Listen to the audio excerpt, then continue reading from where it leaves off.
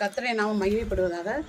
இன்றைய நாளில் நம்ம எபிரேய கற்றல் மொழி வார்த்தையில் என்ன பார்க்க போகிறோம் அப்படின்னா, எபிரேய எழுத்துக்கள் 22 எபிரேய எழுத்துக்களை நம்ம பார்க்க போகிறோம்.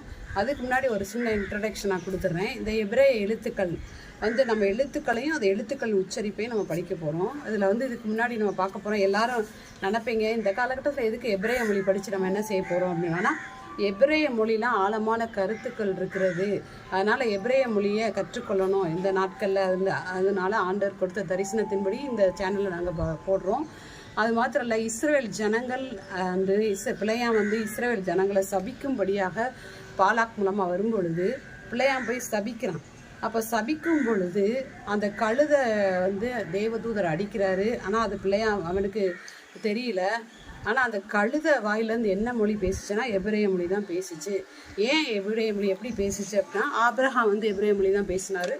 அது லோத்தோட சந்ததியும் எபிரேய மொழி தான் பேசிச்சு. அப்போ மோவாப் லோத்தோட சந்ததி எபிரேய மொழி தான் பேசினாங்க. ஒரு பிள்ளையாமோட கழுதை எபிரேய மொழி பேசிச்சுன்னா, ஆண்டவரை சமக்கிற கழுதையாகிய நாமளும் அந்த எபிரேய மொழியை கற்றுக்கொள்வோம். நம்ம சொல்கிறோம் நம்ம தாய்மொழி தமிழ்னு சொல்கிறோம், அதுமாதிரி நம்முடைய தகப்பன் மொழி எபிரேய பாஷை. இந்த எபிரேய மொழியை கற்றுக்கொள்வதன் மூலம் வேதத்துடைய ஆழமான அதிசயங்களையும் மறைப்பொருட்களையும் நம்ம அறிஞ்சு கொள்ளலாம். அதனால் இந்த காலகட்டத்தில் நம்ம எபிரேய மொழியை கற்றுக்கொள்ள போகிறோம். அதே மாதிரி இயேசு கிறிஸ்து கழுதை மேலே பவரி வரும்போது சொல்லுவார், நீங்கள் பேசுனா இந்த கல்லுகள் பேசுன்னு சொல்லுவார். கல்லுகள் கூட எபிரேய மொழியை பேசுமா.